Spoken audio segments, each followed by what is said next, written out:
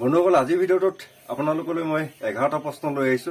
হয় বন্ধুসকল, এই 11টা প্ৰশ্নৰ ভিতৰত 10টা প্ৰশ্নৰ উত্তৰ মই দিম আৰু এটা প্ৰশ্নৰ উত্তৰ আপোনালোকে দিব লাগিব। বন্ধুসকল, যিসকলে এই এটা প্ৰশ্ন শুদ্ধ উত্তৰ দিব পাৰিব তেখেতসকলৰ নাম মই অহা ভিডিঅ'ত প্ৰকাশ কৰিম। বন্ধুসকল, যোৱা ভিডিঅ'ত আপোনালোকলৈ প্ৰশ্ন আছিলে ভাৰতত মেডিকেল কলেজৰ সংখ্যা কিমান? শুদ্ধ উত্তৰটো হ'ল 381খন।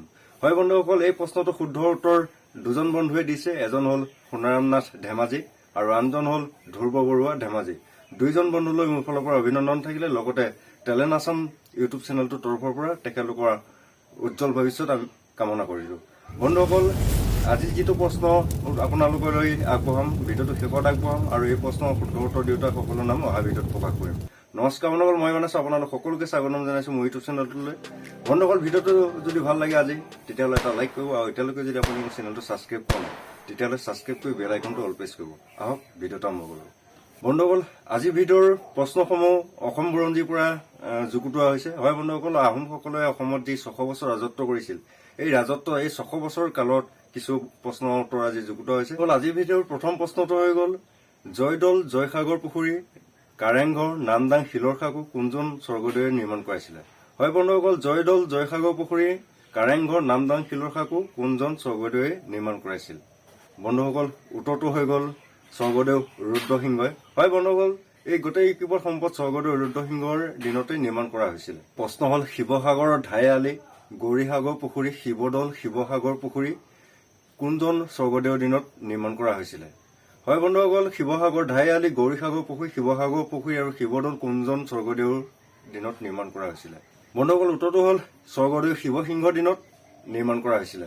বন্ধুসকল, প্ৰশ্ন হ'ল শিৱসাগৰ ৰংঘৰ গড়গাঁৱৰ সিংহদুৱাৰ গুৱাহাটী শুক্ৰেশ্বৰ আৰু ৰুদ্ৰেশ্বৰ মন্দিৰ কোনজন স্বৰ্গদেৱে নিৰ্মাণ কৰাইছিলে? হয় বন্ধুসকল, শিৱসাগৰ ৰংঘৰ গড়গাঁৱৰ সিংহদুৱাৰ গুৱাহাটী শুক্ৰেশ্বৰ আৰু ৰুদ্ৰেশ্বৰ মন্দিৰ কোনজন স্বৰ্গদেৱে নিৰ্মাণ কৰাইছিলে? উত্তৰটো হ'ল স্বৰ্গদেউ প্ৰমত্ত সিংহ। হয় বন্ধুসকল, স্বৰ্গদেউ প্ৰমত্ত সিংহৰ দিনতে নিৰ্মাণ কৰা হৈছিলে। বন্ধুসকল, পাছৰ প্ৰশ্নটো হ'ল আহোমসকলৰ শেষ স্বাধীন ৰজাজনৰ নাম কি আছিলে? হয় বন্ধুসকল, আহোমসকলৰ শেষজন ৰজা স্বাধীনভাৱে ৰাজত্ব কৰা শেষজন ৰজাৰ নাম কি আছিলে? উত্তৰটো হ'ল চন্দ্ৰকান্ত সিংহ। হয় বন্ধুসকল, উত্তৰটো হ'ল চন্দ্ৰকান্ত সিংহ। বন্ধুসকল, কোনজন আহোম স্বৰ্গদেৱে প্ৰথমে হিন্দু ধৰ্ম গ্ৰহণ কৰিছিলে? হয় বন্ধুসকল, কোনজন আহোম স্বৰ্গদেৱে প্ৰথমে হিন্দু ধৰ্ম গ্ৰহণ কৰিছিলে? বন্ধুসকল, উত্তৰটো হৈ গ'ল স্বৰ্গদেউ জয়ধ্বজ সিংহই। বন্ধুসকল, পাছৰ প্ৰশ্নটো হৈ গ'ল কোনজন আহোম স্বৰ্গদেৱে অসমীয়া ভাষাত বুৰঞ্জী লিখুৱাইছিল?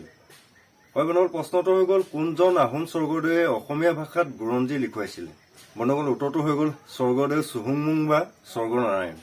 হয় বন্ধুসকল, স্বৰ্গদেউ চুহুংমুং বা স্বৰ্গনাৰায়ণ স্বৰ্গদেৱে প্ৰথমে অসমীয়া ভাষাত বুৰঞ্জী লিখুৱাইছিলে। বন্ধুসকল, আহোমৰ ৰাজত্ব কালৰ ৰজাসকলক স্বৰ্গদেউ বুলি কোৱা হয় বা স্বৰ্গদেউ বুলি সম্বোধন কৰা হয়। বন্ধুসকল, এই স্বৰ্গদেউ মানে কি? প্ৰশ্ন হ'ল বন্ধুসকল, স্বৰ্গদেউ মানে কি?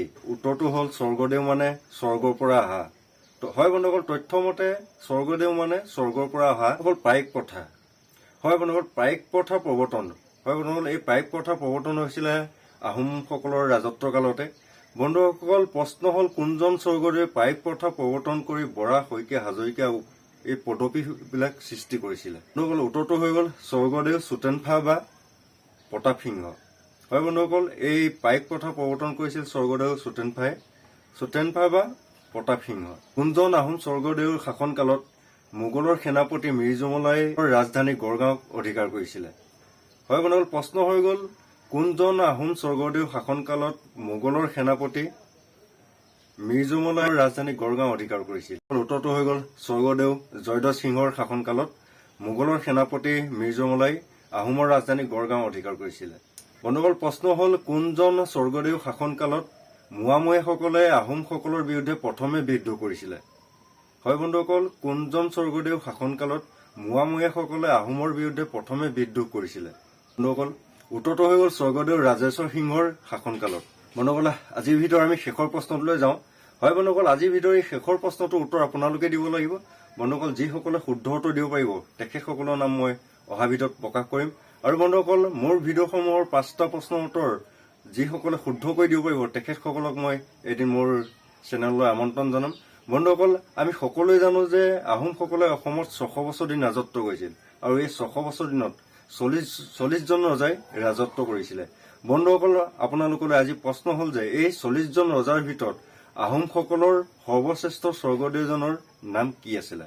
প্ৰশ্নটো মই আকৌ এবাৰ কৰিছো বন্ধুসকল, আহোমসকলৰ ৰাজত্ব কালত সৰ্বশ্ৰেষ্ঠ স্বৰ্গদেউজনৰ নাম কি আছিলে বা সৰ্বশ্ৰেষ্ঠ ৰজাজনৰ নাম কি আছিলে? বন্ধুসকল যিসকলে প্ৰশ্নটো শুদ্ধ উত্তৰ দিব পাৰিব তেখেতসকলৰ নাম মই অহা ভিডিঅ'ত প্ৰকাশ কৰিম। বন্ধুসকল ভিডিঅ'টো যদি ভাল লাগিলে এটা লাইক কৰিব আৰু এতিয়ালৈকে যদি আপুনি মোৰ চেনেলটো ছাবস্ক্ৰাইব কৰা নাই তেতিয়াহ'লে ছাবস্ক্ৰাইব কৰিলে বেল আইকনটো অল প্ৰেছ কৰিব। আজিলৈ আহোঁ বন্ধুসকল, জয় অসম।